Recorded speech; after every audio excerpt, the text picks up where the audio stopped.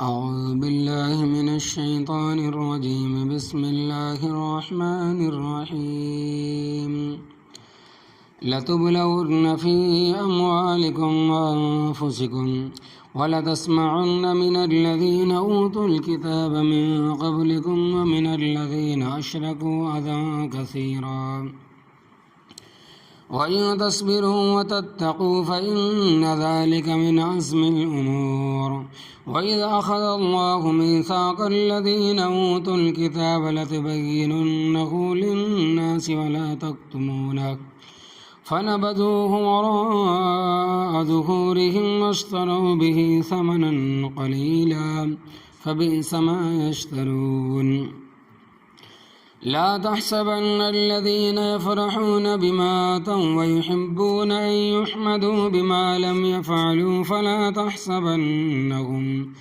فلا تحسبنهم بمفازة من العذاب ولهم عذاب أليم ولله ملك السماوات والأرض والله على كل شيء قدير۔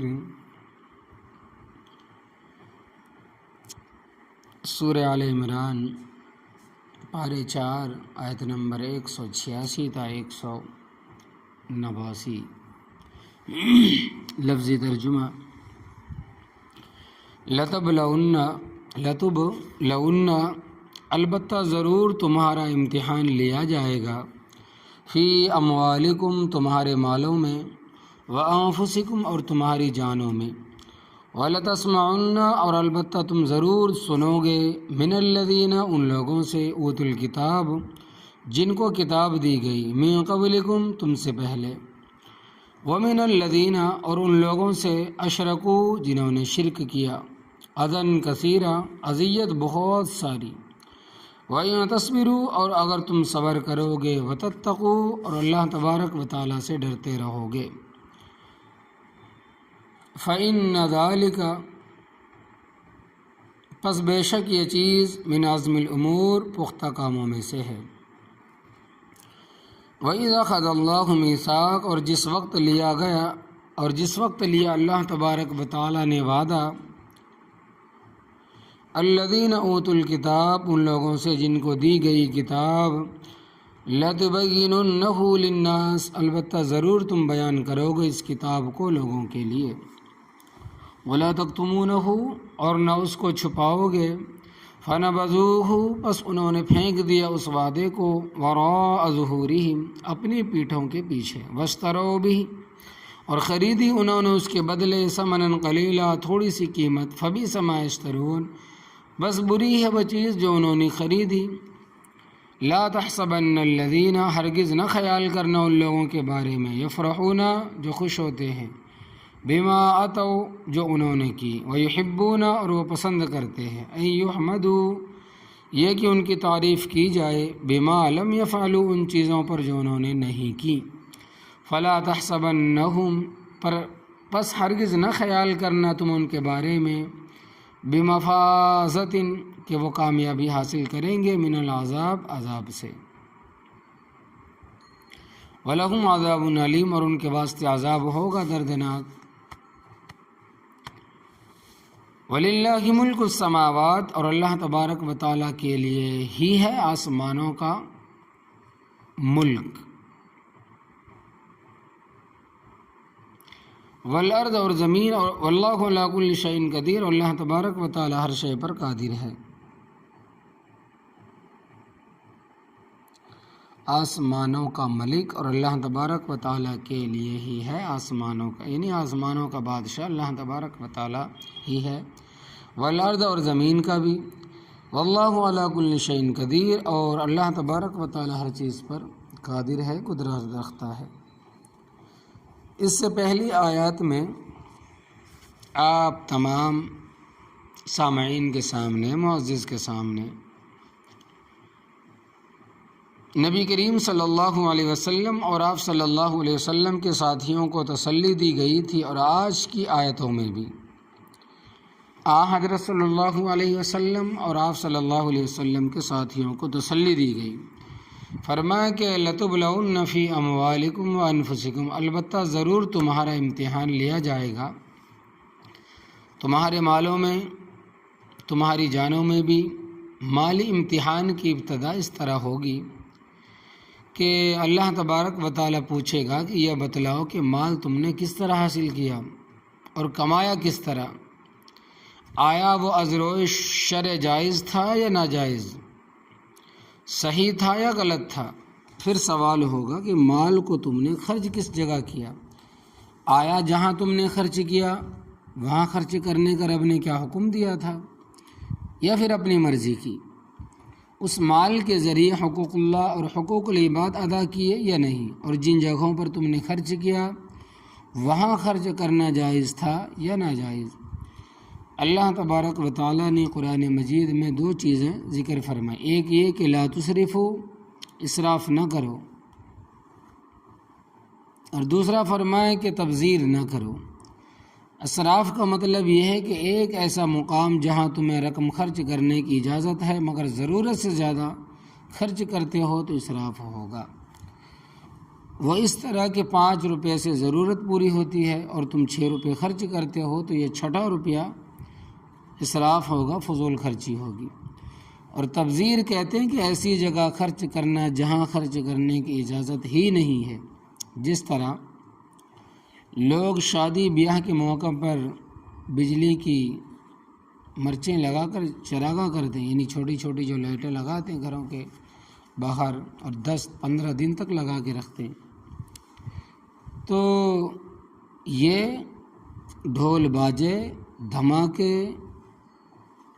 شرلیاں اپنا پٹاخوں پر خرچ کرتے ہیں، آتش بازی ہوتی ہے، یہ سب کے سب تبذیر ہے۔ اللہ تبارک و تعالیٰ کا فرمان ہے کہ ان المبذرین کانوا اخوان الشیاطین، پارے 15، بے شک فضول خرچ کرنے والے شیطانوں کے بھائی ہیں۔ تو جو بے جا خرچ کرتے ہیں وہ شیطانوں کے بھائی ہے۔ دیکھو آج اگر کسی کو کہو کہ شیطان کا تو بھائی ہے تو وہ لڑ پڑے گا، اور پروردگار نے فرمایا کہ فضول خرچ کرنے والا شیطان کے بھائی ہے، وَقَانَ الشَّيْطَانُ لِرَبِّهِ کفورا، یہ بھی پارہ 15۔ اور شیطان اپنے رب کا نافرمان ہے تو تم اس کے بھائی کیوں بنتے ہو؟ تو یہ مالی امتحانات ہیں کہ کمایا کس طرح، خرچ کیسے کیا، کہاں حقوق اللہ اور حقوق العباد ادا کیے یا نہیں۔ اور مالی امتحان اس طرح بھی ہوتا ہے کہ کبھی مال ضائع ہو جاتا ہے تو اس موقع پر تم صبر کرتے ہو یا بے صبری کا اظہار کرتے ہو۔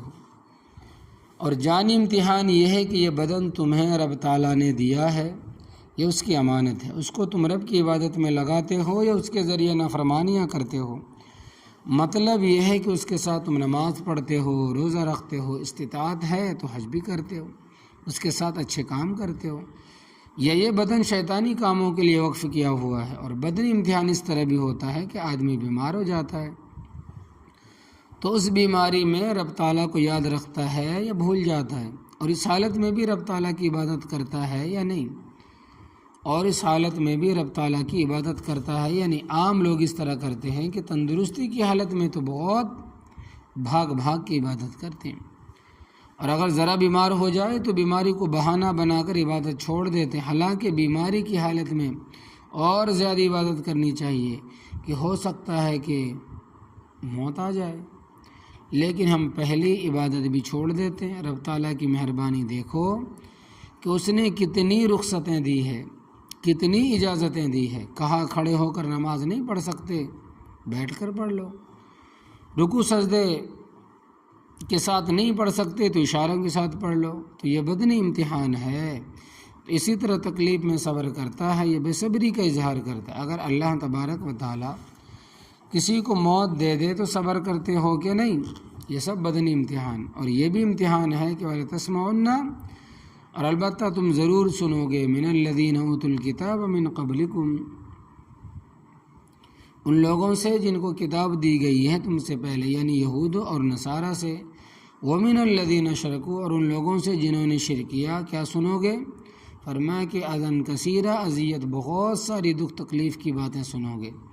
یہود و نصارہ سے بھی اور مشرکوں سے بھی، اور ایسی ایسی باتیں سنو گے کہ جو تمہارے وہم گمان میں بھی نہیں ہوگی۔ وہ تمہیں ستانے کے لیے باتیں کریں گے، اور آج اپنے آپ کو مسلمان کہلانے والے مرد اور عورتیں اس بیماری میں مبتلا ہیں۔ دوسروں کے بارے میں ایسی باتیں کریں گے کہ فرشتوں کو بھی اس بات کا علم نہیں ہوتا۔ اللہ تبارک و تعالیٰ ان کو ہدایت عطا فرمائے۔ آدمی سن کے حیران ہو جاتا ہے کہ اس نے جو بات کہی ہے وہ میرے تصور میں بھی نہیں آ سکتی۔ یاد رکھنا، رتی رتی کا حساب ہوگا، ذرے ذرے کا حساب ہوگا۔ کسی کے بارے میں ایسی بات نہ کرنا جو واقعہ کے خلاف ہو، یہ سنگین قسم کا جرم ہے۔ تو فرمایا یہود و نصارہ سے بھی سنو گے، مشرکوں سے بھی، اور کسی نے بھی کوئی کمی نہیں ہے، نہ یہود نے، نہ نصارہ نے، نہ مشرکوں نے۔ نبی کریم صلی اللہ علیہ وسلم کی ذاتی گرامی قدر کو لوگوں نے آپ کے سامنے مجنون کہا، اور آگے کہا کہ تو پاگل ہے، ساحر بھی کہا، اور یہ بھی کہا کہ تو جادوگر ہے، مسحور ہے یہ نہیں، تیرے اوپر جادو کیا گیا، کذاب کہا تو بہت بڑا جھوٹا ہے، معاذ اللہ تعالیٰ، مفتری کہا کہ تو اللہ تبارک و تعالیٰ پر افترا باندھتا ہے، کہ اللہ تبارک و تعالیٰ نے تجھے نبی بنایا اور اپنا کلام نازل کیا ہے، اور یہ سارے الفاظ قرآن مجید میں موجود ہیں۔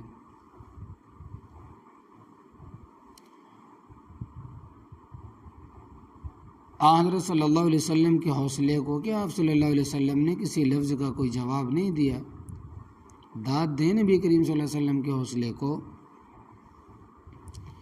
کہ نبی کریم صلی اللہ علیہ وسلم نے کسی لفظ کا کوئی جواب نہیں دیا۔ معمولی بات ہے کہ کسی نے منہ پر کذاب کہا،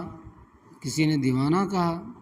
اس سے زیادہ اذیت کیا ہو سکتی ہے؟ کہ اسی طرح نوح علیہ السلام کے متعلق آتا ہے کہ وہ جب کسی مجلس میں بیٹھے ہوتے تو لوگ انہیں کہتے کذاب اشر، بہت بڑا جھوٹا ہے اور بڑا شرارتی ہے۔ اشر کا معنی متکبر بھی ہوتا ہے اور شرارتی بھی ہوتا ہے۔ اے ظالمو، وہ تو تمہیں بغیر کسی لالچ اور طمع کے اللہ تبارک و تعالیٰ کا دین سکھاتا، تم اسے کذاب اور اشر کہتے ہو۔ تو اللہ تبارک و تعالیٰ کے پیغمبروں نے بھی دشمنوں سے بہت کچھ سنا، اور اے مومنو تم بھی بہت کچھ سنو گے۔ پھر تمہارا کام ہونا چاہیے، پھر تمہارا کیا کام ہونا چاہیے؟ وَإِن تَصْبِرُوا، اور اگر تم صبر کرو گے، وَاتَّقُوا وَتَتَّقُوا، اور اللہ تبارک و تعالیٰ سے ڈرتے رہو گے، فَإِنَّ ذَلِكَ، بس بے شک یہ چیز من عزم الامور، پختہ کاموں میں سے ہے۔ صبر کرنا اور رب تعالیٰ سے ڈرنا مضبوط کاموں میں سے ہے۔ حوصلے اور ہمت کے بغیر یہ چیزیں حاصل نہیں ہو سکتی۔ حوصلہ بھی بڑی چیز، اور بسا اوقات جب بات حد سے آگے نکل جاتی ہے تو بندہ مجبور بھی ہو جاتا ہے، پھر مجبور ہو کر بد دعا بھی کرنی پڑتی ہے۔ حضرت نوح علیہ السلام نے 950 سال تبلیغ فرمائی، پھر اب تعالیٰ کی طرف سے حکم آیا کہ لن نؤمن من قومک الا من قد آمن، پارے 12، کوئی ایمان نہیں لائے گا تمہاری قوم میں سے سو ان کے جو ایمان لا چکے۔ پھر حضرت نوح علیہ السلام نے بد دعا کی کہ اے میرے پروردگار، لا تذر علی الارض من الکافرین دیارا، پارے 29، کسی کافر کو روئے زمین پر بسا رہنے نہ دے، کیونکہ جب آپ نے کہہ دیا کہ آئندہ کوئی ایمان نہیں لائے گا تو پھر اے پروردگار ایک کافر بھی زمین پر چلتا پھرتا نظر نہ آئے۔ اسی طرح کہنے والوں نے نبی کریم صلی اللہ علیہ وسلم کو بھی بہت تنگ کیا، اور آپ صلی اللہ علیہ وسلم کے ساتھیوں کو بہت تنگ کیا۔ نبی کریم صلی اللہ علیہ وسلم کو بہت تنگ کیا اور رسول اللہ صلی اللہ علیہ وسلم کے ساتھیوں کو بہت تنگ کیا۔ نبی کریم صلی اللہ علیہ وسلم نے ان کے لیے بد دعا فرمائی کہ پروردگار ان پر ایسے سال مسلط فرما جس طرح یوسف علیہ السلام کے زمانے میں قحط کے سال مسلط فرمائے تھے۔ بخاری شریف کی روایت میں آتا ہے کہ باہر سے اناج بند ہو گیا، جو پہلے موجود تھا وہ ختم ہو گیا، حتیٰ اکل المیتۃ والجلود والعظام، یہاں تک کہ انہیں مردار جانوروں کے گوشت کھائے اور خشک چمڑے پانی میں بھگو کر نرم کر کے بھون کے کھائے، اور ہڈیاں پیس پیس کر پھانکی بنا کر کھاتے تھے، جس طرح ہم ستو پھانکتے ہیں۔ جب بھوک کی وجہ سے نٹال ہو کر اٹھتے ہیں تو سامنے دھواں ہی دھواں نظر آتا، تو تنگ ہو کر آدمی بد دعا بھی کر دیتا ہے گزشتہ پیوستہ سبق میں آپ نے پڑھا ہے کہ یہود و نصارہ نے کہا اللہ تبارک و تعالیٰ نے ہم سے عہد لیا ہے، وعدہ لیا کہ صرف اس نبی پر ایمان لائے جس کے ہاتھ پر قربانی والا معجزہ ظاہر ہو،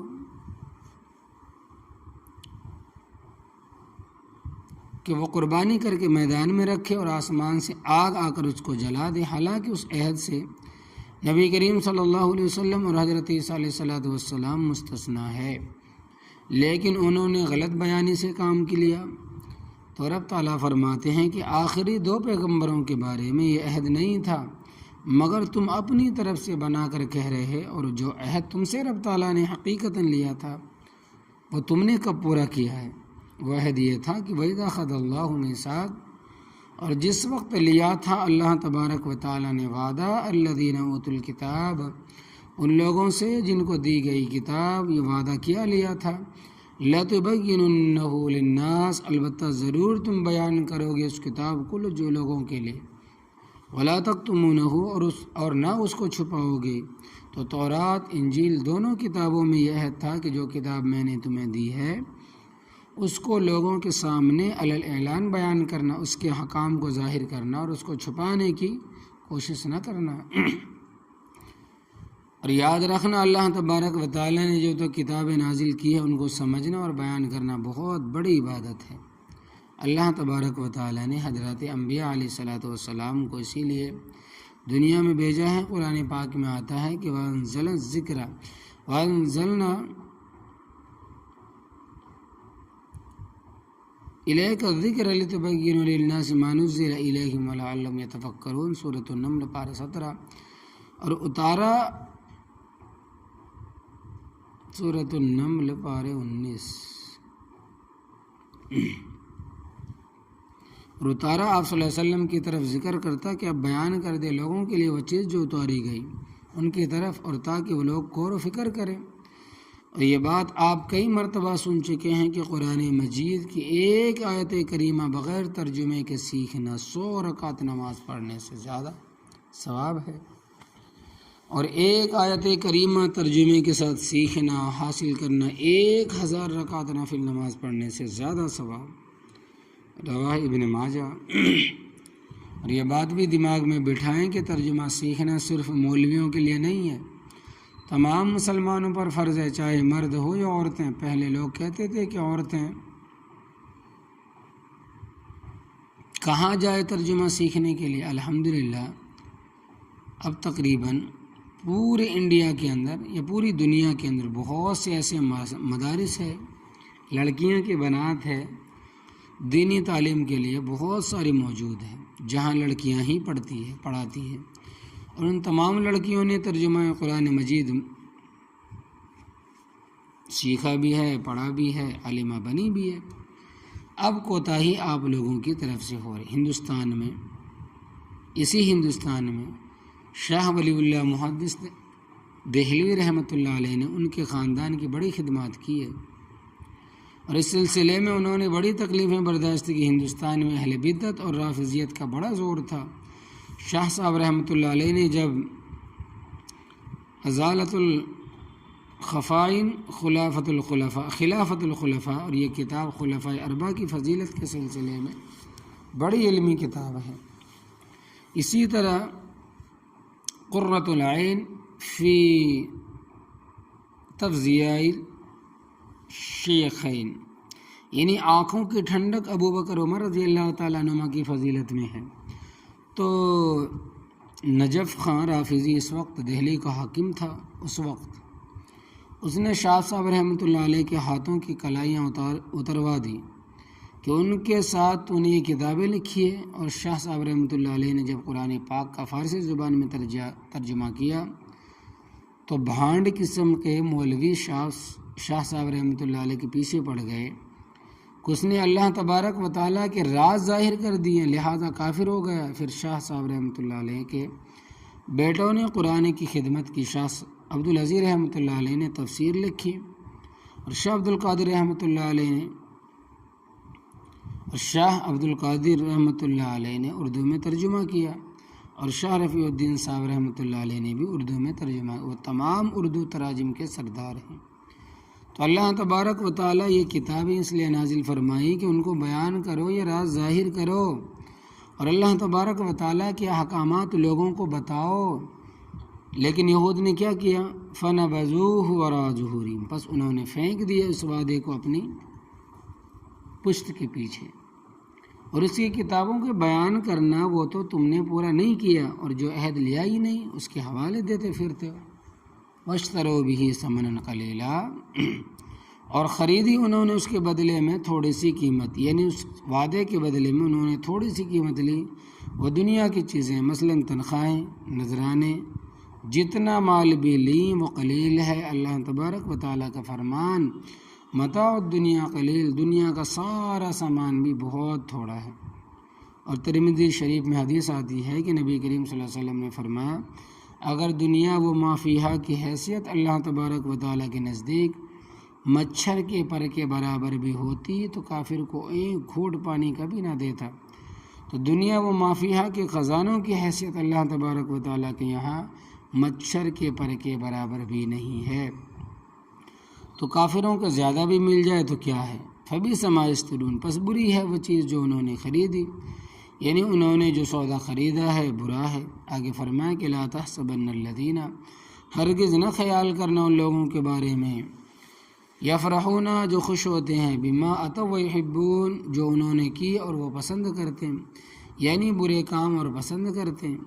ایحمدوا یہ کہ ان کی تعریف کی جائے، بما لم یفعلوا ان چیزوں پر جو انہوں نے نہیں کیے، چاہتے ہیں کہ ان میں بھی ان کی تعریف کی جائے۔ فلا تحسبنہم، پر پس ہرگز نہ خیال کرنا تم ان کے بارے میں، بمفازہ کہ وہ کامیابی حاصل کریں گے، من العذاب عذاب سے، کہ عذاب سے وہ چھٹکارا پا جائیں گے۔ مفازہ مصدر میمی بھی بن سکتا ہے تو اس وقت ترجمہ ہوگا کامیابی، اور ظرف مکان بھی بن سکتا کامیابی کی جگہ، تو معنی ہوگا پس ہرگز نہ خیال کرنا تم ان لوگوں کے متعلق ان کو عذاب سے کامیابی کی کوئی جگہ مل جائے گی، دونوں معنی صحیح۔ وَلَهُمْ عَذَابٌ عَلِيمٌ، اور ان کے واسطے عذاب ہوگا دردناک۔